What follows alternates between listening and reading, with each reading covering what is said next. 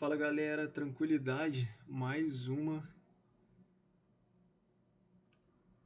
aula, né? Mais um vídeo aqui do nosso curso de questões reta final para o Conselho Federal de Medicina, tá?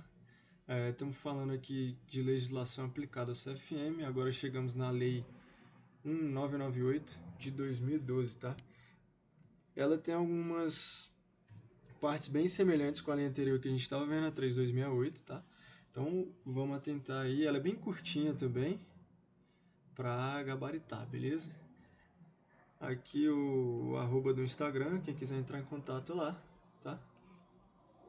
E vamos que vamos. Aqui o que eu fiz? Um resumo, tá? Trouxe aqui um resumo da Lei 1998. A gente vai dar uma perpassada rapidão. Em seguida a gente faz a batida aí das questões, beleza? Então vamos lá. A 1998 de 2012 é o regimento interno do Conselho Federal de Medicina, tá? E aí, primeiro ponto que a gente tem importante é a natureza e os fins, né, do CFM. Nós temos o quê? Que a personalidade jurídica é de direito público, com autonomia administrativa e financeira. Nós sabemos disso, né? Inclusive é uma autarquia, tá? Não esqueçam disso. Autarquia. Isso são coisas que nós já sabemos, tá? Nós já comentamos no curso de questões lá da 3268. Jurisdicional, sede em Brasília, tá? CFM tem sede em Brasília e jurisdição em todo o Brasil. A independência do Conselho é não subordinado ao Ministério da Saúde ou outros órgãos governamentais, beleza? O uso da sigla CFM é de uso exclusivo do Conselho Federal de Medicina, ok? Então, não existe outra sigla CFM senão para o Conselho Federal de Medicina. Segundo ponto, composição dos membros, de acordo com o 998. Eu havia feito essa diferença aqui no curso anterior, e aí algumas pessoas foram me mandar mensagem lá no Instagram, falando, olha, colocou 27 pela 1998, esqueceu de falar do outro membro e tal. Porque o que eu falei? Lá pela 3268, nós temos explicitamente os números, né? Que são 28 e 28, tá? E aqui pela 1998 nós temos explicitamente que são 27 mais 27, só que são os números explícitos, tá? Claro que eles têm que ser a mesma quantidade de membros, tá? Então, são 27 conselheiros efetivos e 27 suplentes, eleitos diretamente pelos médicos de cada estado. E tem mais uma indicação especial, que é um conselheiro titular e um suplente indicado pela Associação Médica Brasileira, tá? Então, mais um de cada lado, aqui são titulares, tá? E aqui são suplentes. Então, claro que eles têm que ter a mesma composição, né? Estamos falando do Conselho Federal de Medicina. Estamos falando de uma autarquia, a mesma autarquia, tá? O mandato dos membros é de 5 anos, com direito à reeleição. Lembra disso aqui. Se alguma questão eu falar que não tem direito, que não pode reeleger, vai estar errado, tá? Ponto 3. Pulei o ponto 3, mas considera ponto 3. Estrutura e funcionamento da diretoria.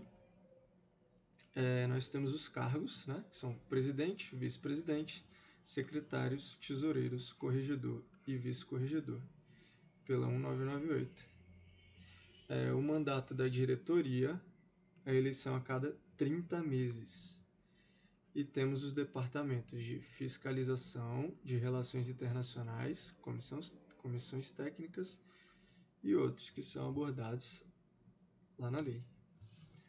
Ponto 5. Funções dos membros da diretoria presidente. Quais são as funções?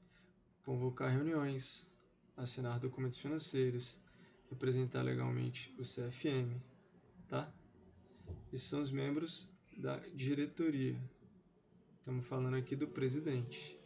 Cabe ao presidente convocar reuniões, assinar documentos financeiros e representar legalmente o CFM. Cabe ao terceiro secretário substituir o segundo secretário, claro, coordenar a biblioteca e a revista Bioética, beleza? Cabe ao tesoureiro guardar os bens, controlar receitas e despesas, elaborar orçamento, supervisionar finanças, beleza? Cabe ao segundo tesoureiro auxiliar e substituir o primeiro tesoureiro, beleza? Cabe ao corregedor distribuir processos éticos, julgar recursos, propor emendas ao Código de Processo Ético. E cabe ao vice-corregedor auxiliar e substituir o corregedor, beleza? Atribuições aí autoexplicativas. Sexto ponto, comissões e câmaras técnicas. Nós temos as comissões permanentes, que são comissão de tomada de contas, comissão de licitação, beleza? Então, nós temos duas comissões permanentes. Duas comissões permanentes. Tomada de contas.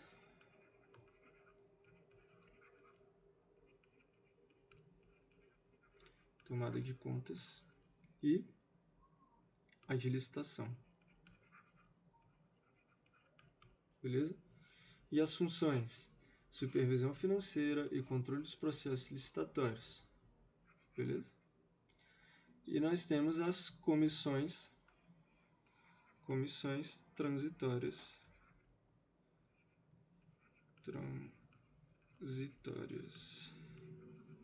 Que são aquelas criadas em demandas específicas e temporárias, tá?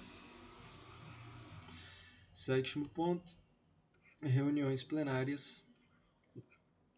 Nós temos o seguinte, a periodicidade das reuniões plenárias são: as ordinárias serão mensais e extraordinárias quando necessário, tá?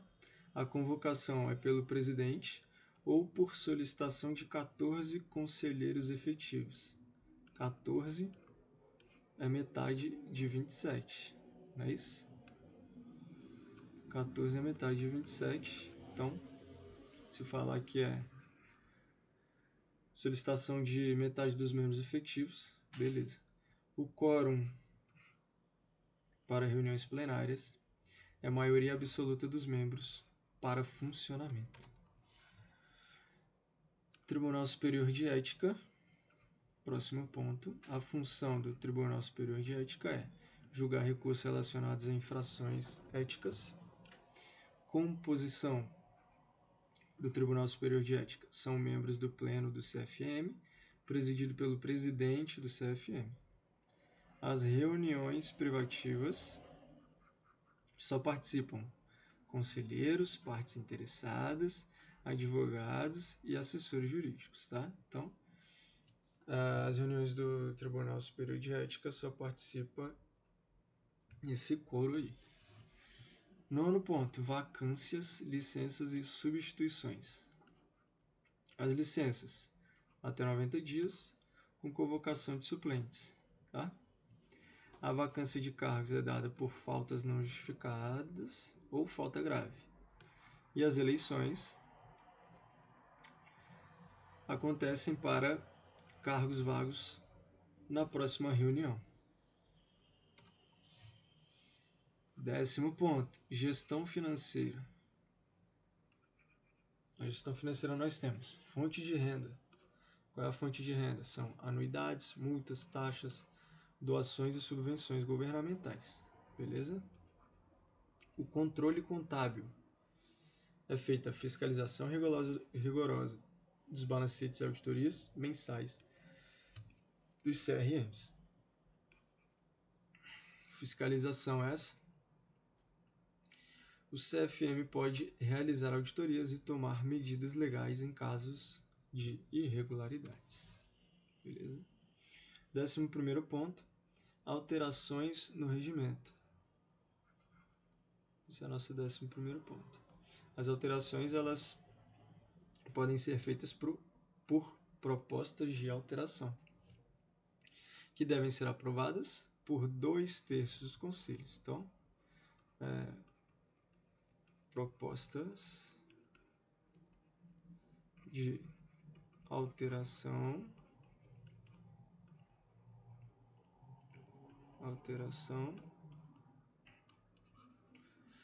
devem ser aprovadas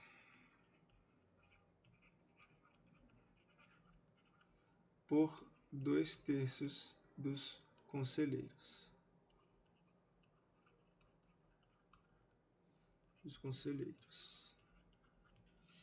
As alterações no Código de Ética, elas só podem acontecer em Conferência Nacional de Ética Médica com participação ampla. Viu? Beleza.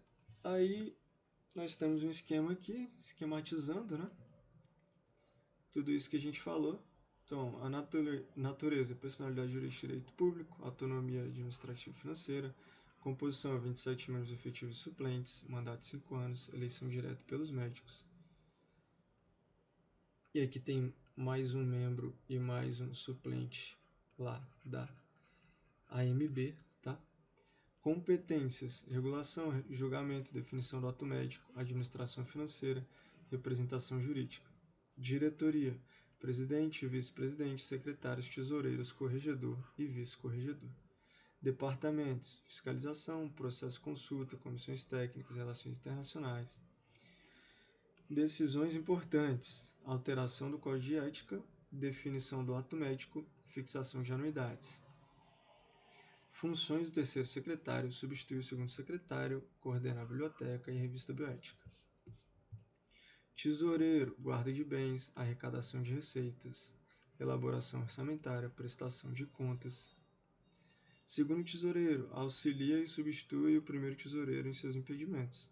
O corregedor distribui processos éticos, julga recursos, sugere emendas ao Código de Processo Ético Profissional. O vice-corregedor auxilia e substitui o corregedor. As comissões permanentes são a Comissão de Tomada de Contas e a Comissão de Licitação, que são responsáveis pela supervisão financeira e processo de compras do CFM.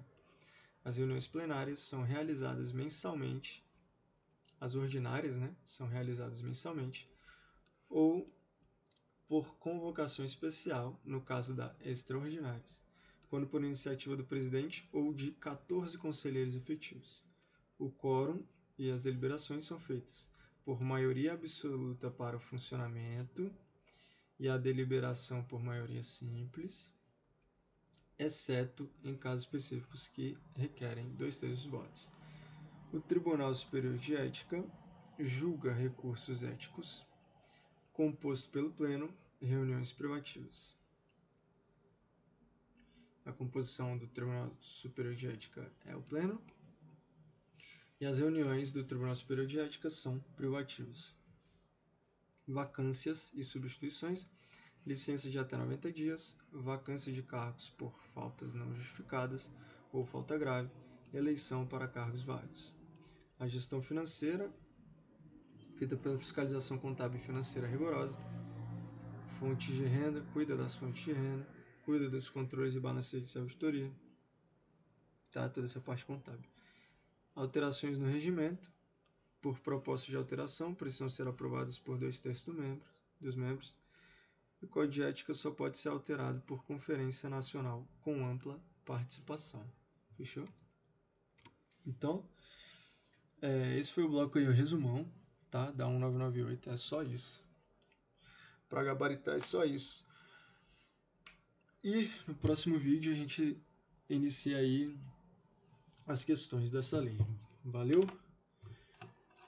Até logo!